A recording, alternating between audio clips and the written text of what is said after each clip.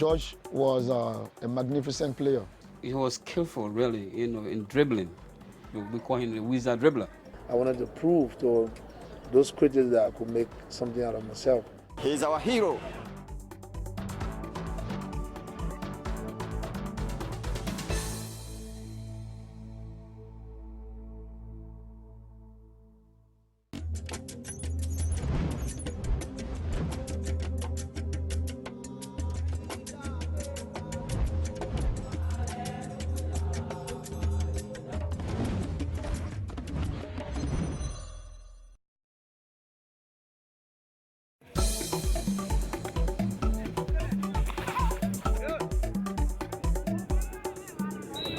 Come rain or shine, this field is never without a football. It is at the heart of a swampy slum in Liberia's capital, Monrovia. A training ground that breathes with team spirit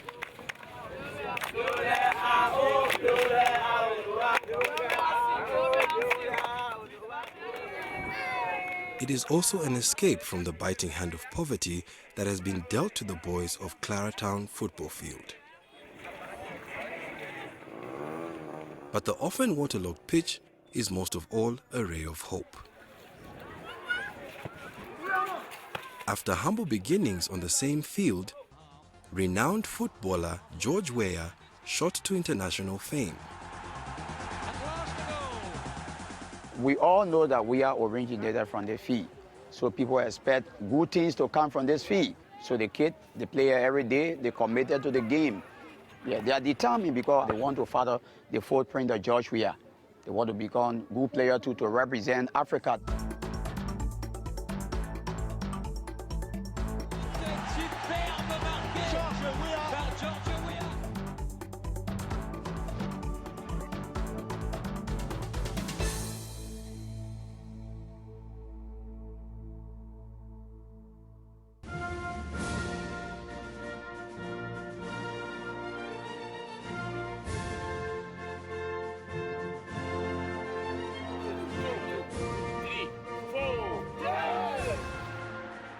George Weah is the first African footballer to be named World Player of the Year. He made his mark by scoring exceptional goals for top European teams. If there is no goal, George will come on the field, and once he gets on the field, he will make a difference. So he was just different. On the line of football, he was just different. He was surely gifted by God.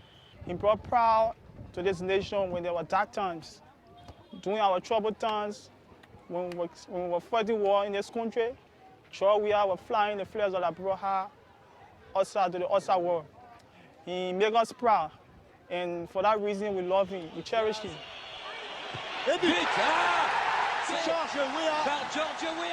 His rare talent led him to fame and celebrity status. In the football world, he was known as King George. Yet his beginnings were far from royal.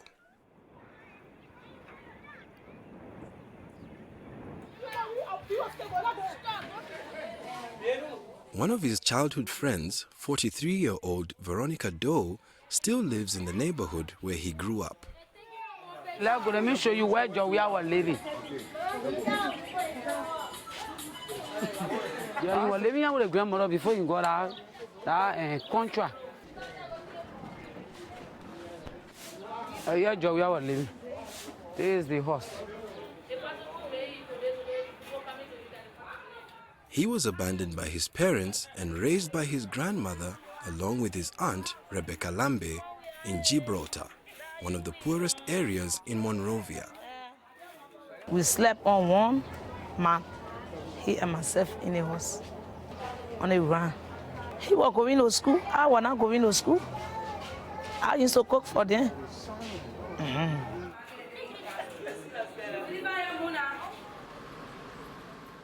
But his Liberia home today is a far cry from his troubled youth.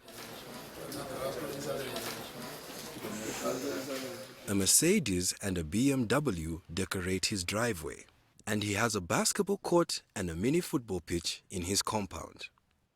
A series of challenges, living in a community where there was no hope, a lot of friends in the street, gambling, using drugs, and I'm glad I was raised by my grandmother. If I didn't, I don't know what I was going to become. She taught me a whole lot. She taught me how to pray. She taught me how to forgive. She taught me how to love. And she taught me how to be respectful, to go for what we want to do, and never give up. George started playing football almost as soon as he could walk, just like most other children in Liberia. He started playing football from a smaller town, and whenever he get out in the morning, we go look for him with me playing football. We call him to come and eat. After eating, he will go and play football. In Liberia, basically the primary sport is football. The vast majority of the kids get involved in football. Football is like a religion in Liberia, trust me. It's like a religion. People are football crazy in Liberia. They love the game. We play with barefooted, no sneakers, no shoes, and there's a lot of risk in that, cutting our toes and glass bottle on our feet. And as you play, maybe your knee pierce your legs and you cry, you leave the field. So that's the memory of football, playing in front of our house, challenging each other in a small space. Aged 15, George caught the eye of sports journalist Omari Jackson. He started reporting on a young footballer with a dream. Initially, he was kind of a lazy player, but when the coaches realized that he had a talent, he had the ability to do what they wanted him to do, they spent time on him. People call me lazy, weak, and all of those adjectives were used on me. But I kept my focus. I wanted to persevere. I wanted to prove to those critics that I could make something out of myself. He was awarded a football scholarship to go to Wells Hairstone High School, aged 16. Back in the classroom where they studied together, Stephen Quo and Josiah Nagbe remember him practicing his autograph from an early age. They knew him by his middle name, Opong. We used to sit at the bar there practicing signature. How to sound? And whenever I see that signature, I know straight that Opong signature here. And why you write everything. He was very, very shy. And shy guy, respectful God. And he was smart guy who equal to land. Football took George away from the classroom and he dropped out of school in his final year. But he had begun a quick rise through the country's top teams. Sam Sebastian played with him for the first Liberian club he joined, Young Survivor. We played together until, let's say, 85, 86. From there, he joined Bung Range. From Bung Range, he joined Mighty Barrow. He was skillful, really, in dribbling. We call him the wizard dribbler. The journalists gave him that name because of his way with the ball. He joined Invisible 11. From there, he started exploding.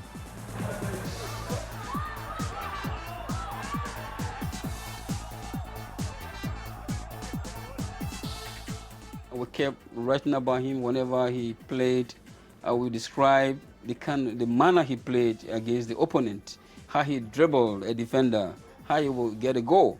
And so the fans out there want to see this man repeat the same thing over and over. They had a tournament here, and he was scouted by a team from Cameroon. From Cameroon, he went to France, AS Monaco.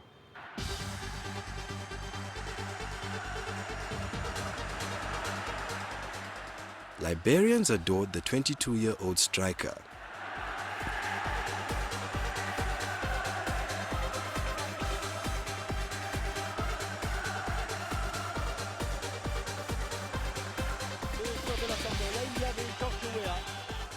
Whenever it was announced that Weah game would be shown on the TV, Any house that got television will be jam-packed for that day or that moment until the game is over. There were Liberians that played in Europe before him, but they did not get to that height where George Weah reached. George was going from strength to strength, goal after goal. He scored an outstanding 47 times in 103 games during his 4 years at AS Monaco.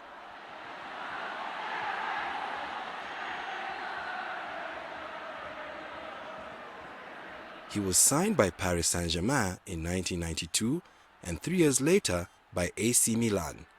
His salary shot to millions of dollars a year. George became known for a wonder goal against Verona when he dribbled the ball almost the whole length of the field and scored.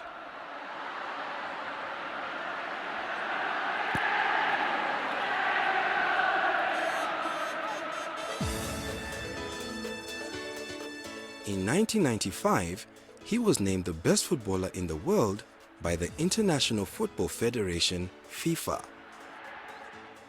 That year, he was given almost every award a footballer could win, also taking home Best European and Best African Player.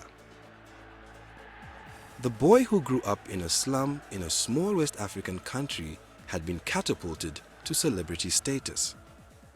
He was famous, rich, and revered. That was my best moment because it was the ultimate. You know, a kid grew up from the ghetto, no hope, you know, went away, and when everybody thought that he would just run back to Liberia because things would not be okay, you know, to be on the world stage, I mean, that was my best moment. To have won all of the trophies, you know, it was unimaginable.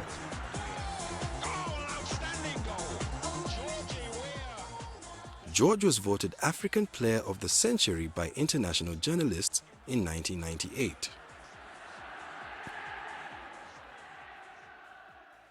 The year 2000 saw him go on to Chelsea, followed by Manchester City, Marseille, and Al Jazeera.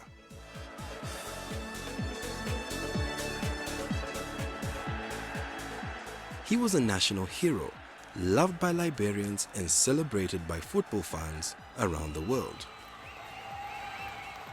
George was embracing his highest moments overseas. Wherever he's played, he scored goals and with style.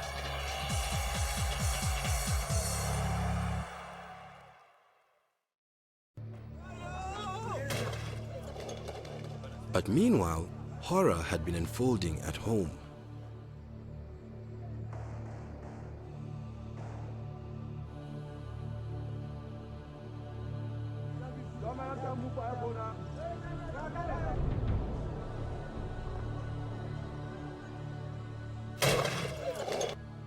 Former politician and trained guerrilla fighter Charles Taylor started a civil war in 1989 to overthrow the then president.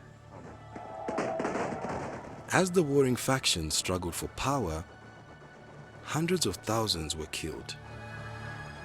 We saw the images on the television, and there's no information from our parents and people all over the place.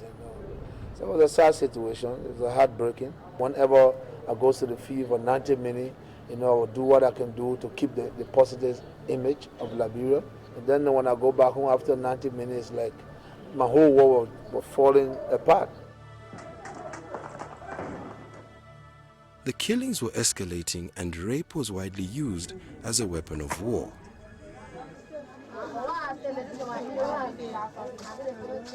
Thousands of Liberians fled to neighboring countries where they gathered in refugee camps. In May 1996, after the war had dragged on for 7 years, George called on the United Nations to come to the rescue. The response from Liberian warmongers was immediate and personal. People got upset, thought that I wanted to, you know, sell Liberian sovereignty. I attacked my property, burned my homes, took all my cars and took everything from me.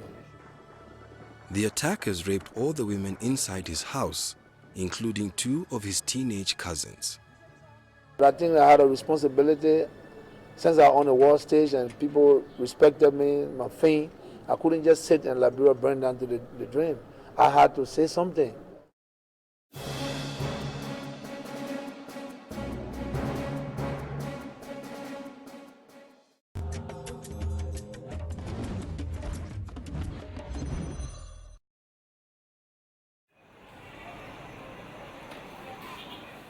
George was not deterred. He came back to Liberia.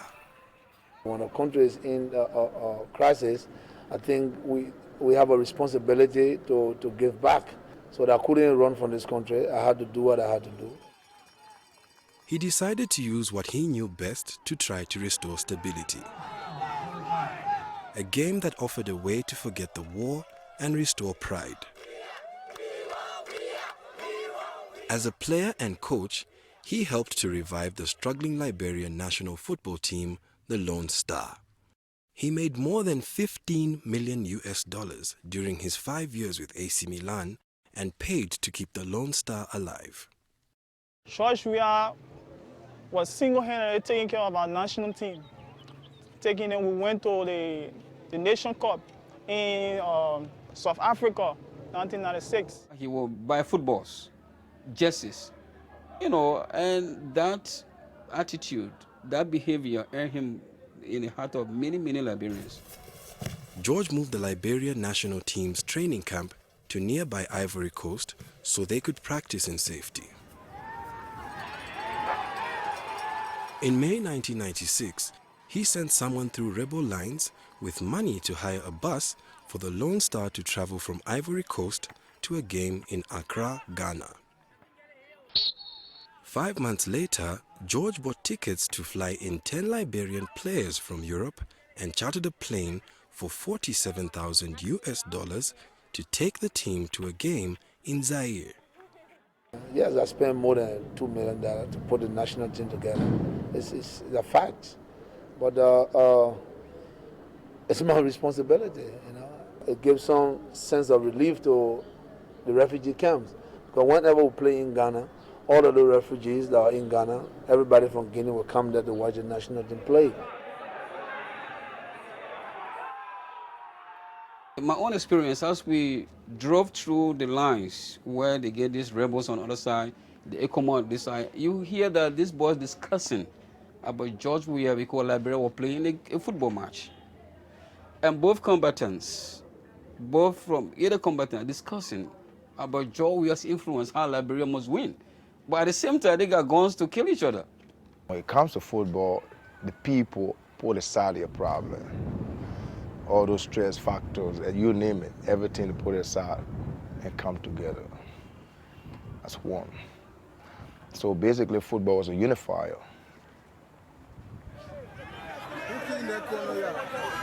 George has helped many aspiring young footballers to improve their skills on the pitch. More than 10 former Lone Star players landed contracts in Europe because he recommended them and paid for their flights to trials.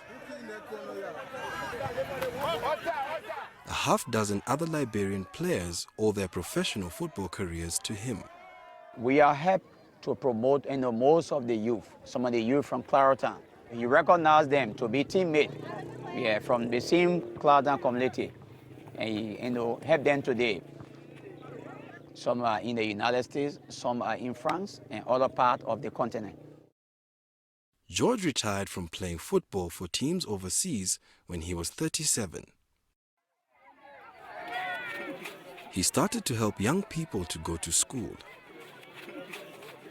Many had been deprived of an education during the Civil War. If the sign is not there and you go those areas, He transformed his old school into the Weah Vocational Training Institute, where he gives students scholarships to learn new skills.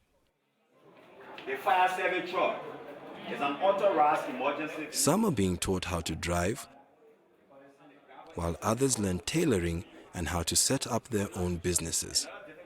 I believe that my standing in this class, in this historical class, is a success for me and all of my brothers.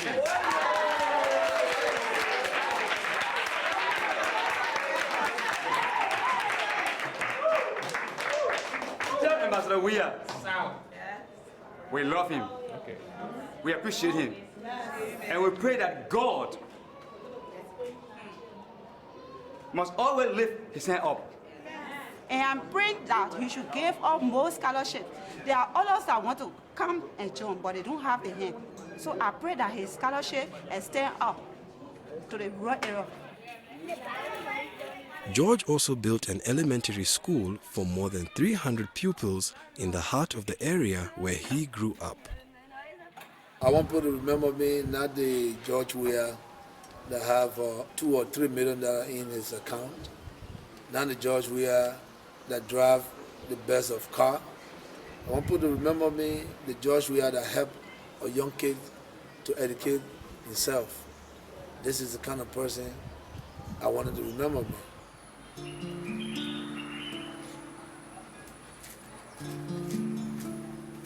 In recent years, George has spent much of his time in the USA, where he lives with his wife Clara and 4 children. 2 of his sons are following in their father's footsteps. 26-year-old George Weah Jr. is a professional footballer plying his trade in Switzerland, and 13-year-old Timothy also wants to play in the big league. But King George has never abandoned Liberia.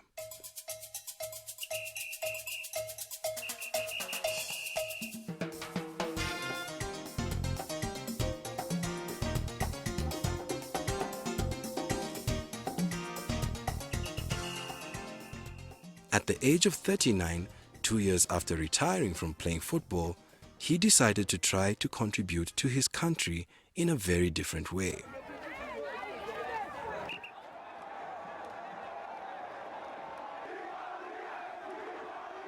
He ran to be the president of Liberia. Why I want to be president? This question is why Liberian people want me to be president, why they believe that I can be the president. I always wanted to serve my people. And to be president is to serve. And I think I have the willpower, I have the intellect, I have the heart, to represent my people and to help my people gain growth. His supporters founded the Congress for Democratic Change and welcomed him to the helm. George Weah was the best person because George Weah, amongst all of the person, demonstrated national passion, patriotism. They're not working government, they're not steal state resources, grew up in the slums and in the ghettos.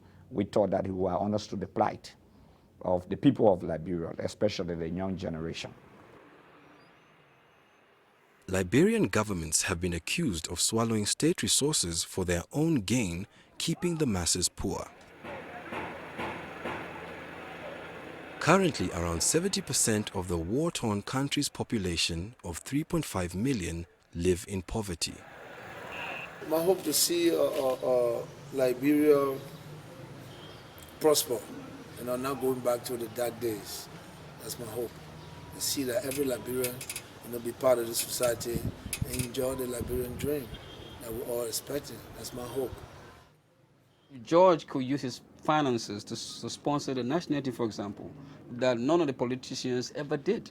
If he could do that, it's possible that he could manage the country resources to better Liberians. So it's not surprising that today, when politics is, the order of the day, many people think that George could be a good president because he cared for them. He loved the country that many other politicians will not do that. In 2005, George ran for the presidency, winning overwhelming support from deprived areas such as his own hometown. But when the results were revealed, he scored 40.6% of the vote compared to 59.4% for Harvard-educated Ellen Johnson Sirleaf, who became Africa's first female head of state. We inaugurate a new beginning, a rebirth of our democracy, and a restoration of hope. George's critics complained that lack of education disqualified him from the country's highest office. So he returned to the classroom to finish high school and to do a degree in business administration.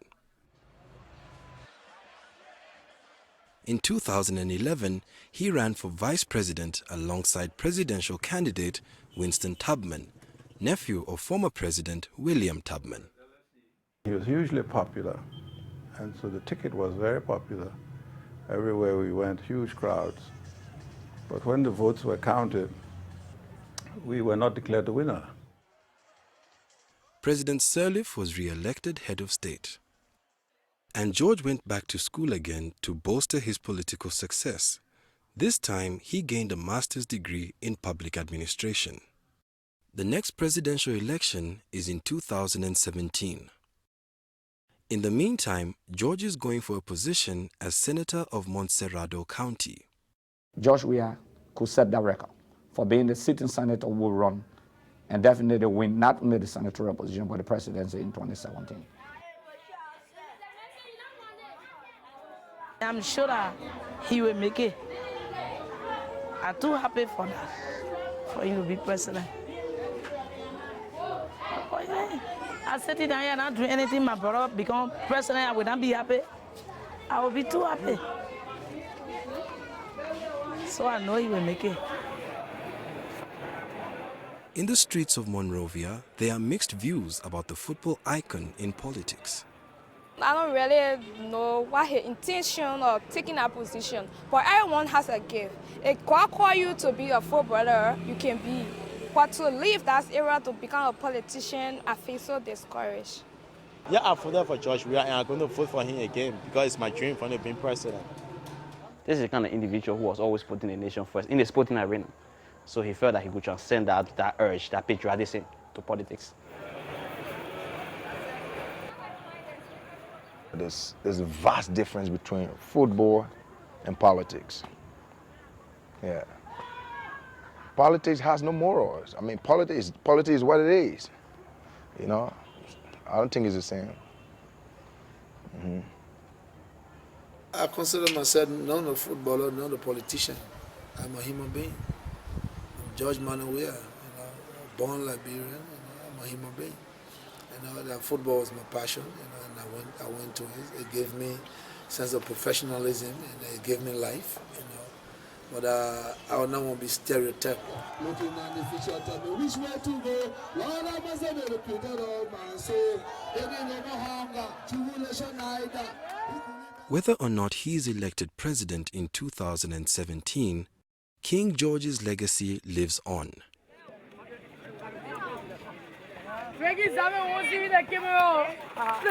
I would like to encourage myself as a human being. If George Weah can do that, I myself I can do the same. I can put effort, put time. Although my luck is there, but I have to put effort. And I know that God will make it possible that I will reach the higher class. George Weah yesterday, it can be Brunel tomorrow. It can be me. And I get a strong conviction I can reach there. I want to be like George Weah. I want to follow his footsteps. I want to be a Christian in Africa. And I wish God to give me the opportunity. And I know that I will be a Christian in Africa. I promise the Liberian people.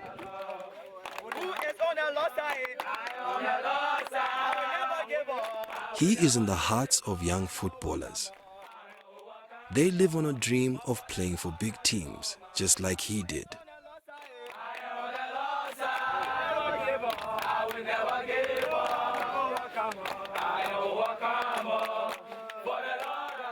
King George leaves these young Liberians with hope that someday they might be royalty too.